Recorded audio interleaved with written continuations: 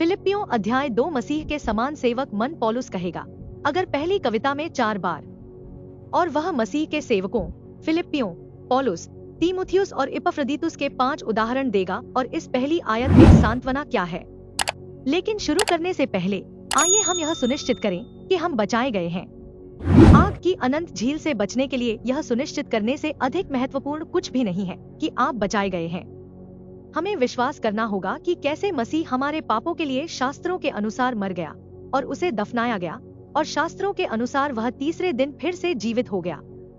पहला कुरिन्थियों 15:3 और 4 तो मसीह हमारे पापों और रहस्य के लिए मर गया, उस क्रूस पर भी वह कब्र में दफनाया गया था और 3 दिन बाद जी उठा। क्या आप अभी झुकना चाहते हैं या बाद में बचना चाहते हैं?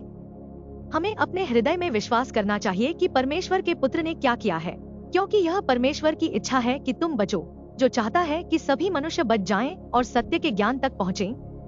प्रथम तीमुथियुस 2:4। यदि आप अभी भी निश्चित नहीं हैं कि आप बचाए गए हैं, तो रोमियो अध्याय 1 से 5 को बार बार पढ़ें जब तक कि आप निश्चित न हो जाएं कि आप बचाए गए हैं। इस अध्याय में पौलुस पुनः मसीह के जीवन का वचन सुनाने के दिन के बारे में बात करेगा। परमेश्वर के वचन में जीवन है, यह जीवन देने वाला है और यह जीवित है कि मैं मसीह के दिन आनंदित हो सकूं, कि न तो मैं व्यर्थ दौड़ा, नहीं मैंने व्यर्थ परिश्रम किया। फिलिप्पियों 2:16 में पौलुस के विश्वासियों को सही रूप से विभाजित करने वाले, गलत तरीके से विभाजित विश्वासियों को जेल से मुक्त करने का प्रयास कर रहे हैं।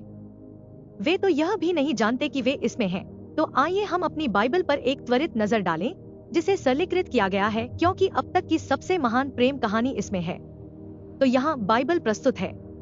आधा लाल पृष्ठ उन लोगों के लिए हैं जो पृथ्वी पर रहेंगे और नीले पृष्ठ उन लोगों के लिए हैं जो स्वर्ग में रहेंगे। और इस प्रकार हमारे पास अतीत में उत्पत्ति से लेकर प्रेरितों के काम 9 तक इसराइल के लिए भविष्यवाणी है।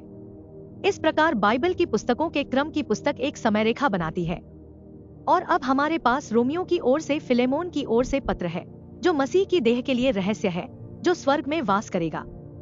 इसीलिए पृष्ठ नीले हैं और ये पौलुस द्वारा लिखे गए थे और मेघारोहण के बाद इब्रानियों से आने वाले युगों के लिए रहस्योद्घाटन इसराइल के लिए और अधिक भविष्यवाणी है, क्योंकि बाइबल में निर्देशों के 2 सेट हैं। और यीशु मसीह ने कहा, फिर कहा, देख मैं आता हूँ। पुस्तक में मेरे विषय में लिखा है, हे मेरे परमेश्वर, मैं तेरी इच्छा पूरी करने से प्रसन्न हूँ। हाँ, तेरी व्यवस्था मेरे हृदय में बनी है। भजन 47 और 8। यह पिता की इच्छा थी कि उसका पुत्र 2 लोगों के लिए क्रूस पर मर जाए और 2 समूहों के पाप का कर्ज चुकाए, और हम हमेशा खुशी से रहेंगे यदि हमने उस बात पर विश्वास किया है जो पुत्र ने की थी। परंतु जिन्होंने परमेश्वर की कही बातों पर विश्वास नहीं किया, वे आग की झील में जाएंगे, क्योंकि परमेश्वर का राज्य स्वर्ग और पृथ्वी से बना है और प्रत्येक व्यक्ति को मसीह में रहना है। अतः संपूर्ण बाइबल हमारे लिए है, हमारी शिक्षा के लिए है। लेकिन बाइबल का सारा भाग हमारे लिए या हमारे बारे में नहीं है। बाइबल का अधिकांश भाग राजा और पृथ्वी पर उसके राज्य के बारे में है। परमेश्वर ने हमें रहस्य बताया है। भला हो पौलुस का, जिसने अपने 13 पत्रों में हमें इसका खुलासा किया। रोमन, फिलेमोन के माध्यम से हम मसीह के शरीर, सिद्धांत, स्थिति, चाल और भाग्य को पाते हैं। हमारा भाग्य स्वर्ग है। इसलिए बाइबल के पन्नों में अब तक की सबसे महान प्रेम कहानी है। राजकुमार पृथ्वी पर अपने शाही प्रजा को बचाने के लिए मर जाता है। 1 साल बाद पौलुस को एक रहस्य का पता चलता है। वह एक अन्य क्षेत्र, स्वर्ग में भी अपनी शाही प्रजा को बचाने के लिए मर गया। खलनायकों को हटा दिया जाएगा और वह दोनों क्षेत्रों पर राजा के रूप में शासन करेगा। इसलिए वह स्वर्ग और पृथ्वी से बने अपने राज्य पर शासन करेगा। हर किसी को मसीह में होना है। वह स्वर्ग और पृथ्वी का स्वामी है। हम यह जानते हुए संपूर्ण बाइबल का अध्ययन करते हैं कि पौलुस ने मसीह की देह में होकर हमारे लिए लिखा है। यह पौलुस के माध्यम से मसीह के शब्द हैं और हमें लगातार उस शुभ समाचार को प्रस्तुत करना और उसका बचाव करना है जो मसीह ने पौलुस को दिया था। तो आइए हम पिछले सप्ताह पर एक नजर डालते हैं। तो अध्याय 1 में पौलुस ने पद 27 में कहा, केवल तुम्हारा चाल चलन मसीह के सुसमाचार के योग्य हो, कि चाहे मैं आकर तुम्हें देखूं या अनुपस्थित रहूं।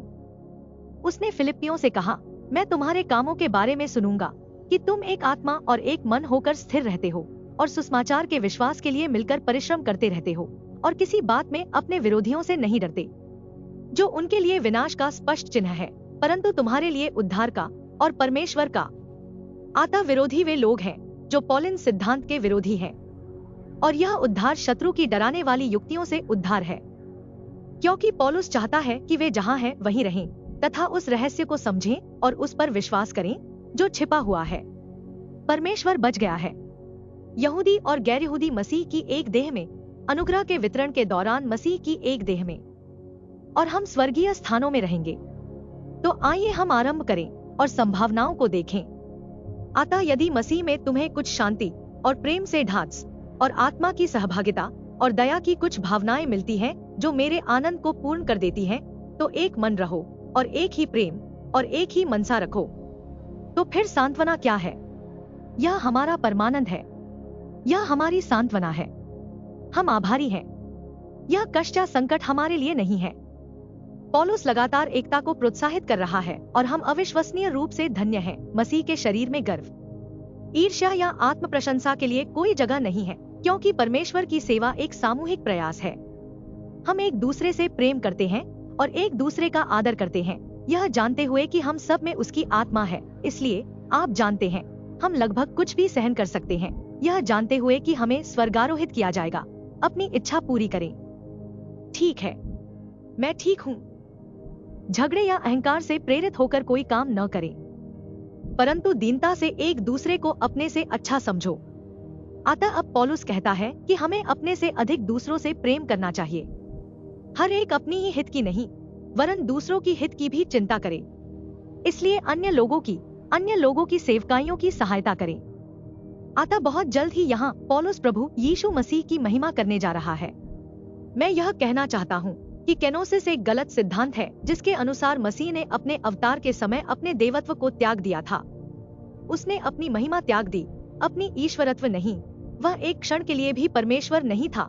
इसलिए पौलुस एक अपील करने जा रहा है कि दूसरों के लिए त्यागपूर्ण प्रेम के साथ परमेश्वर की सेवा करने के लिए तैयार रहो। जैसा मसीह यीशु का स्वभाव था, वैसा ही तुम्हारा भी स्वभाव हो। अब वह 7 कदम नीचे का उल्लेख करने जा रहा है, क्योंकि निर्माता अपने प्राणियों के लिए मर गया, जो परमेश्वर के रूप में होने के नाते परमेश्वर के बराबर होने के लिए डकैती नहीं सोचा, क्योंकि वह परमेश्वर था, लेकिन खुद को कोई प्रतिष्ठा नहीं दी। वह नंबर 2 है और उसने सेवक का रूप धारण कर लिया। यह नंबर 3 है और इसे मनुष्य के स्वरूप में बनाया गया है। नंबर 4, और एक आदमी के रूप में फैशन में पाया गया। उसने खुद को विनम्र बना लिया। यह नंबर 5 है। अतः नम्र होना एक बात है और स्वयं को नम्र बनाना एकदम दूसरी बात है। संख्या 6, और मृत्यु तक आज्ञाकारी बने। संख्या 7, यहाँ तक कि क्रूस की मृत्यु भी। अतः यूहन्ना 1 से 3 में यह कहा गया है कि आदि में वचन था और वचन परमेश्वर के साथ था और वचन परमेश्वर था। परमेश्वर के साथ शुरुआत में बिल्कुल यही था। सभी वस्तुएं उसी के द्वारा बनी और जो कुछ बना है उसमें से कुछ भी उसके बिना न बना। तो वह परमेश्वर था। वह वचन यीशु मसीह है और उसने सब कुछ बनाया। तो वह सृष्टिकर्ता है जो प्राणी के लिए मरा। यीशु ने यह भी कहा, मैं और मेरे पिता एक हैं, यूहन्ना 10 के 30। वह स्वेच्छा से प्रतिष्ठा के स्थान से प्रतिष्ठाहीन स्थान पर चले गए। यीशु मसीह मनुष्य के स्थान पर मनुष्य के शरीर में मरने के लिए आए, क्योंकि एक मनुष्य आदम ने पाप किया था। तो आइए हम उसकी, आप जानते हैं, अपमान, खुद को विनम्र करने की इच्छा पर थोड़ा नजर डालें। इसलिए देवदूत गैब्रियल ने मरियम से कहा कि वह महान होगा और सर्वोच्च का पुत्र कहलाएगा, और प्रभु परमेश्वर उसके पिता दाऊद का सिंहासन उसे देगा। लूका 1 के 32। तब मरियम ने पूछा, यह कैसे हो सकता है, क्योंकि मैं तो कभी पुरुष को नहीं जानती, क्योंकि वह तो कुंवारी थी। और स्वर्गदूत ने उसको उत्तर दिया कि पवित्र आत्मा तुझ पर आएगा और परम प्रधान की सामर्थ्य तुझ पर छाया करेगी। इसलिए वह पवित्र जो तुझ से उत्पन्न होगा परमेश्वर का पुत्र कहलाएगा। लूका 1 के 35 में इसी प्रकार परमेश्वर का धनी पुत्र जो स्वर्ग में पूजनीय था, हमारे लिए अपनी जगह बदलकर कंगाल हो गया। तो फिर हम उसकी गरीबी के माध्यम से अपने योग्य दंड को भुगतते हुए धनी हो सकते हैं, उसकी आत्मा प्राप्त कर सकते हैं और उसके साथ राज्य कर सकते हैं। जब हम विश्वास करते हैं तो एक लेन देन घटित होता है जिसे विश्वास द्वारा औचित्य कहा जाता है। जब मैं विश्वास करता हूँ कि मसीह मेरे पापों के लिए क्रूस पर मरा, दफनाया गया और फिर से जी उठा, मेरे पाप उस पर डाल दिए गए और मैं उसकी धार्मिकता, उसका जीवन, उसकी आत्मा प्राप्त करता हूँ। हम दोषी थे, लेकिन चूंकि हम यह मानते थे कि हमें वह नहीं मिल रहा जिसके हम हकदार हैं, इसलिए मोक्ष 100% ईश्वर और 0% मनुष्य द्वारा ही संभव है। विश्वासियों को उसकी आत्मा मुफ्त उपहार के रूप में प्राप्त होती है। बाइबल पढ़ने से हम सीखते हैं कि परमेश्वर की आत्मा हमारे अंदर है। हम इसे महसूस नहीं कर सकते हैं। एक बार जब हम विश्वास के द्वारा मसीह में हैं, तो हम अनुचित नहीं हो सकते हैं। असमाधान या सील न किया हुआ एक बार सहेजा गया तो हमेशा के लिए सहेजा गया। हमारे उद्धारकर्ता यीशु मसीह ने हमें बचाने में कोई छोटा रास्ता नहीं अपनाया, बल्कि एक कीड़ा बन गया और हमारे लिए दूसरी मृत्यु का अनुभव किया ताकि हमें यह अनुभव न करना पड़े। और चूंकि उन्होंने यह सब कर लिया है, अब 7 कदम ऊपर या उत्थान होने जा रहा है, इसलिए परमेश्वर ने भी उसको अति महान किया है। तो यह नंबर 1 है और उसे एक ऐसा नाम दिया जो हर नाम से ऊपर है, वह है नंबर 2। तब यीशु के नाम पर हर घुटना झुकना चाहिए। यह स्वर्ग की चीजों में तीसरे नंबर पर है। यह पृथ्वी पर चीजों की संख्या 4 है। यह नंबर 5 है। और धरती के नीचे की चीजें, यह संख्या 6 है। और परमेश्वर पिता की महिमा के लिए हर एक जीव यह अंगीकार करे या इस बात से सहमत हो कि यीशु मसीह ही प्रभु है। तो प्रभु ने कहा या पुत्र ने कहा, क्योंकि पिता किसी का न्याय नहीं करता, परंतु न्याय करने का सारा काम पुत्र को सौंप दिया है। यूहन्ना 5:22। अतः हम थोड़ी देर में यह पता लगाने जा रहे हैं कि विभिन्न प्राणी परमेश्वर के इस पुत्र के सामने अलग अलग समय पर झुकेंगे। यीशु ने अपने ईश्वरत्व में मानवता को भी जोड़ लिया और वह 100% परमेश्वर और 100% मनुष्य थे। हमारा प्रभु यीशु मसीह मानवजाति के लिए स्वेच्छा से पिता का आज्ञाकारी सेवक बनने को तैयार था। उसने क्रूस पर मृत्यु तक अपने आप को दीन बनाया। इसलिए हमें दूसरों की सहायता करने के लिए कष्ट सहने के लिए तैयार रहना चाहिए। अब उसके नाम के बारे में मत्ती 1:21 में कहा गया है, वह एक पुत्र को जन्म देगी और तू उसका नाम यीशु रखना। ये सब बड़े अक्षरों में लिखा है, क्योंकि वह अपने लोगों को उनके पापों से बचाएगा। इसलिए वह इस्राएल को उनके पापों से बचाने के लिए आया। और यीशु का मतलब है यहोवा उद्धारकर्ता। यीशु मसीह ने साबित किया कि वह पिता और उसके लोगों से खुद से ज्यादा प्यार करता था।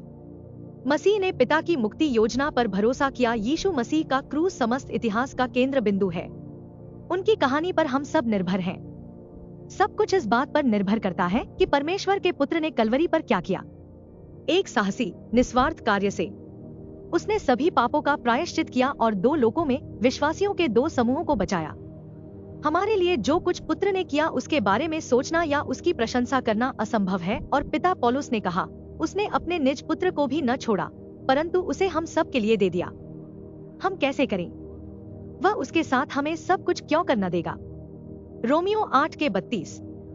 तो आइए देखें कि जब मसीह शीघ्र ही क्रूस पर मरने वाला था, तो उसने गतसमनी के बगीचे की ओर जाते समय क्या कहा? और अब हे पिता, तू अपने साथ मेरी महिमा उस महिमा से कर जो जगत के बनने से पहले मेरी तेरे साथ थी। यूहन्ना 17:5। ध्यान दे कि प्रभु ने अपनी महिमा की पुनर्स्थापना के लिए प्रार्थना की, न कि अपने देवत्व के लिए। हम कैसे जानते हैं कि उनकी महिमा की पुनर्स्थापना हुई थी?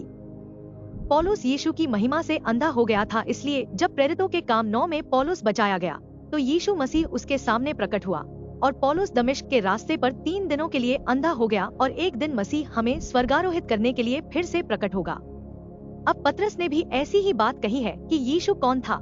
पतरस ने प्रेरितों के अध्याय 2:36 से 38 में ऐसा कहा है, इसलिए इस्राएल के सारे घराने को यह जान लेना चाहिए निश्चय पूर्वक।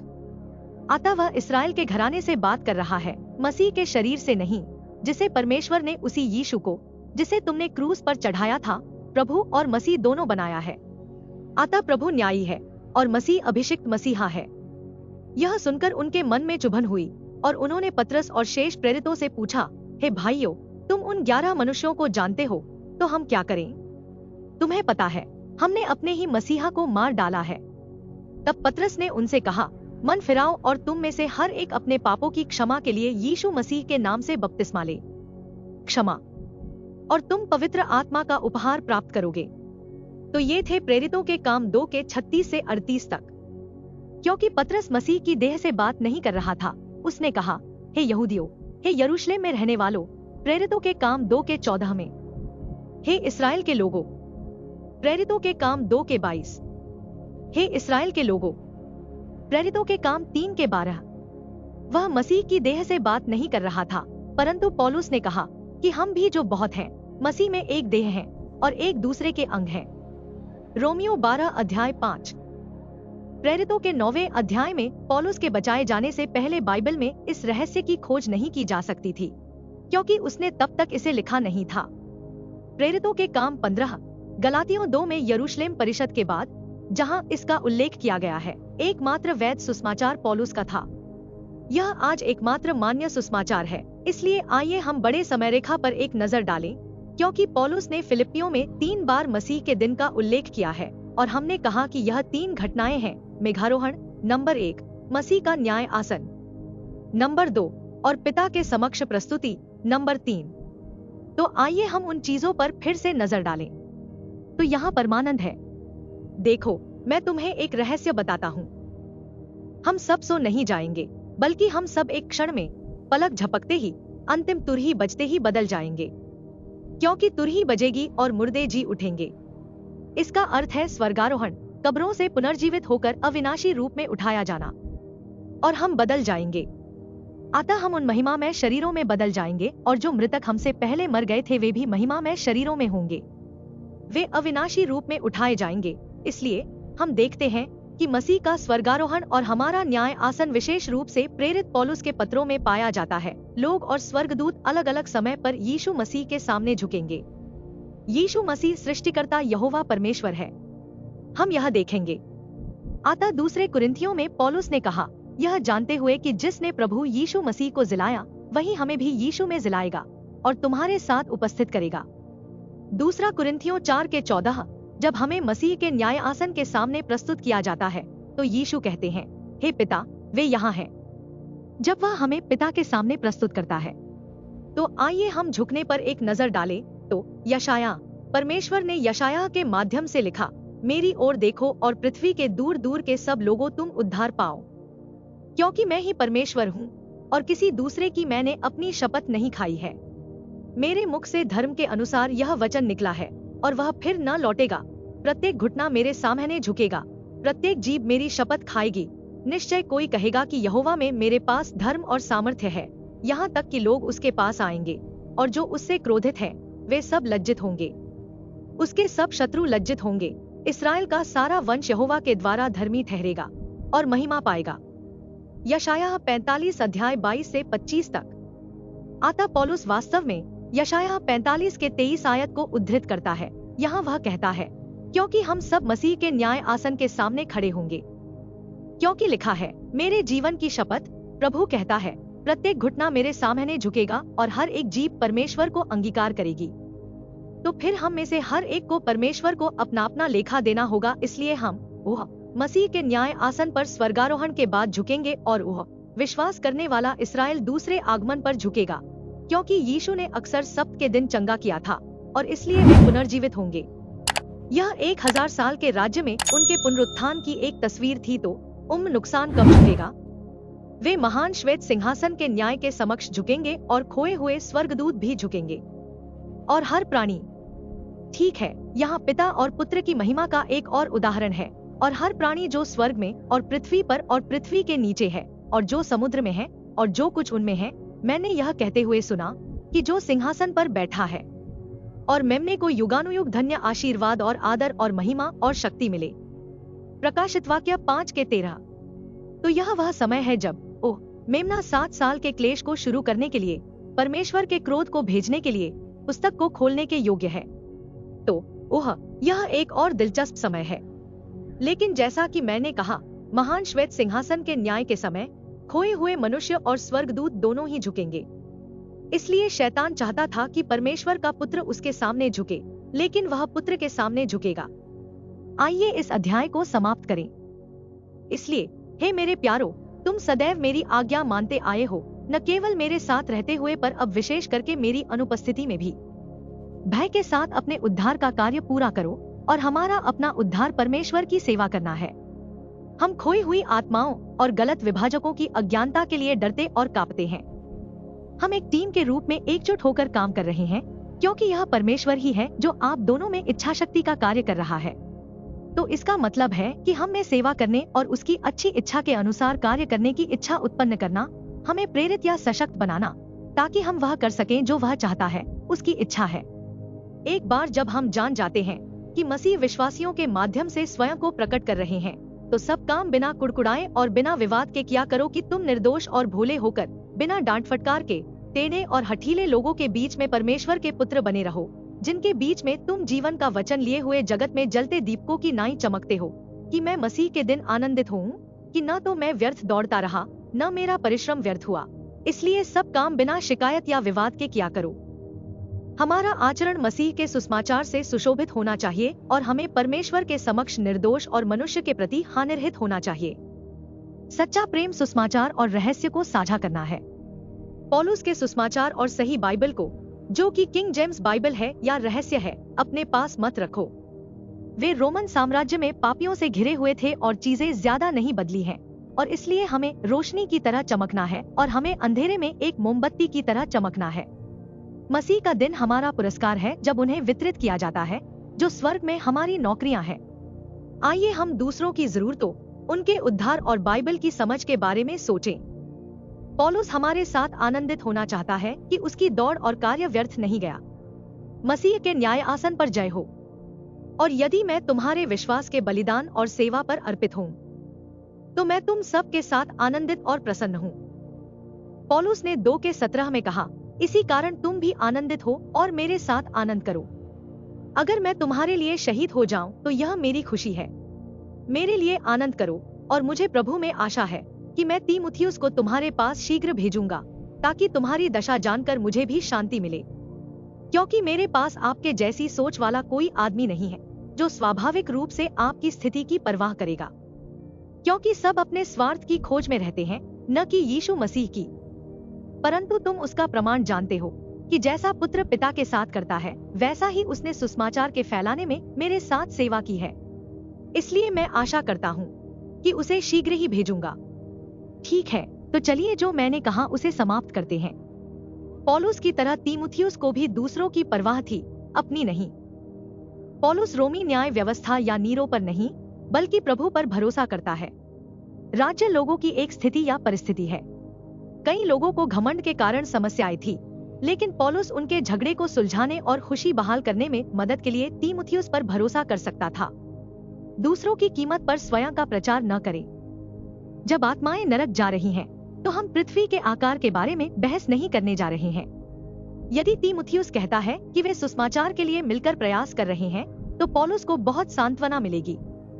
तीमुथियुस जानता था कि पौलुस मसीह का प्रेरित था, इसलिए हम दूसरों की सहायता करते हैं। आनंद यीशु को प्रथम स्थान, दूसरों को द्वितीय स्थान तथा स्वयं को अंतिम स्थान पर रखता है। इसलिए मैं आशा करता हूँ कि मैं उसे शीघ्र ही भेज दूंगा। मैं देखूंगा कि मेरे साथ क्या होगा।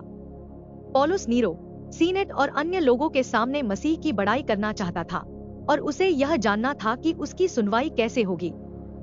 परंतु मुझे प्रभु पर भरोसा है कि मैं भी शीघ्र ही आऊंगा। फिर भी मैं इपफ्रदीतुस को, जो मेरा भाई और सहकर्मी और संगी योद्धा है, तुम्हारे पास भेजना आवश्यक समझता हूँ। परंतु तेरा दूत, और वह जो मेरी आवश्यकताओं की पूर्ति करता था। जब पौलुस रोम में नजरबंद था, तब इपफ्रदीतुस यह उपहार लेकर पौलुस के पास आया था।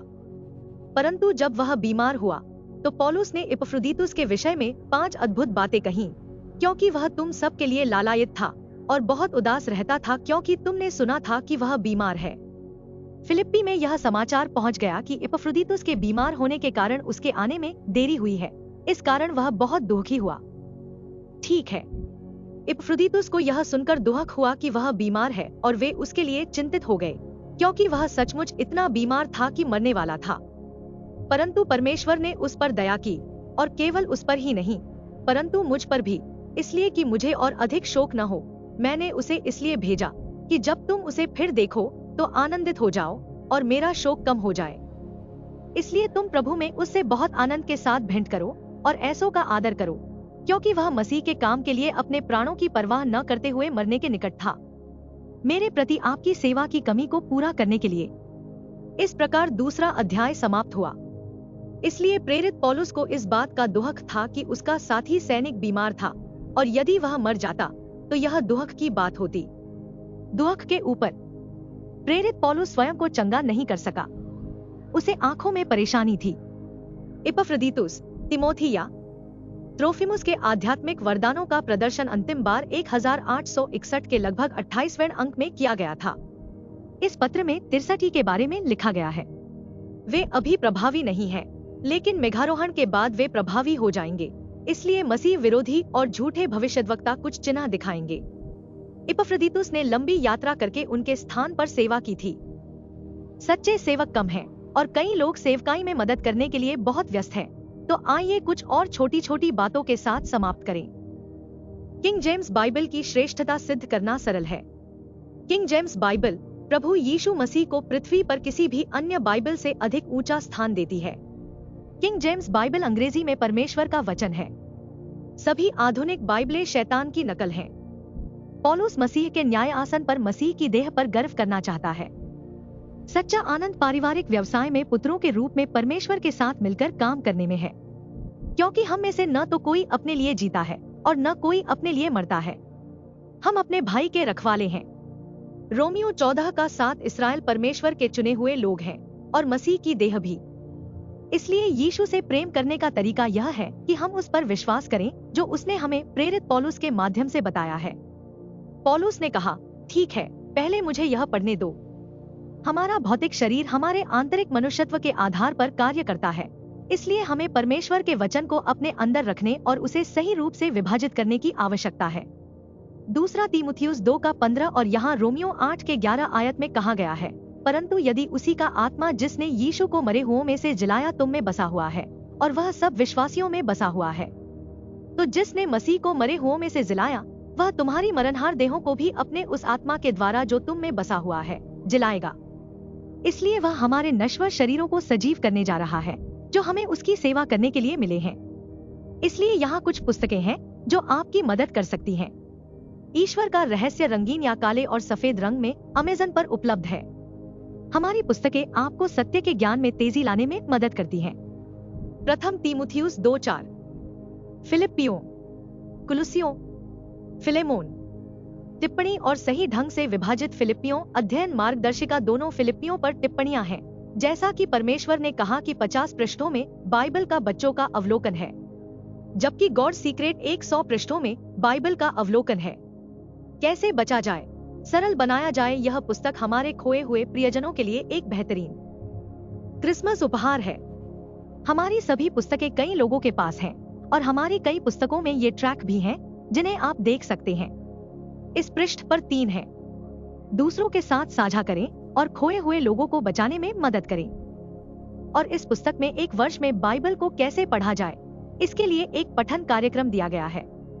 हमारी सभी पुस्तकें कई लोगों के पास हैं। वे किंडल और पेपरबैक में आते हैं और कुछ ऑडियो बुक में भी हैं। हमारी website Mary and Manly communication है। सच कहा जाए तो हमारे YouTube channel Moksha, rightly dividing comma and the rapture पर भी हमारे कुछ वीडियो हैं। हमारा ईमेल है x9grace@gmail.com पर। हमें रंबल और एक्स, व्हाट्सएप और फेसबुक पर खोजें। हमारे पुराने फेसबुक वीडियो के माध्यम से हमारे अध्यायों को निःशुल्क प्राप्त करें। हमारे वीडियो एक पूरे अध्याय को कवर करते हैं और बाइबल शिक्षकों के लिए उपयोगी हैं। हम सुसमाचार और रहस्य को साझा करके परमेश्वर की सेवा करते हैं। यहाँ तक कि यह वीडियो जो Bible God secret Facebook page पर पढ़ाता है में यह वीडियो श्रृंखला भी है जो अध्यायों का संक्षिप्त संस्करण है। मेरे पास अध्यायों के लंबे संस्करण हैं और मैं आमतौर पर प्रत्येक वीडियो के अंत में अंतिम अध्याय पढ़ता हूँ।